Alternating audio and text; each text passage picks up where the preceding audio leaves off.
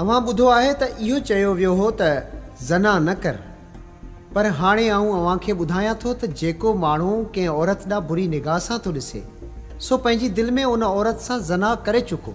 जेकॾहिं तुंहिंजी साॼी अखि तोखे गुमराह करे त इहा कढी उछलाए छॾ। छा लाइ जो तुंहिंजे लाइ इहो बहितर आहे त तुंहिंजनि उज़बनि मां भले हिकिड़ो हलियो वञे, पर तुंहिंजो सॼो बदन जहनम में न पवे।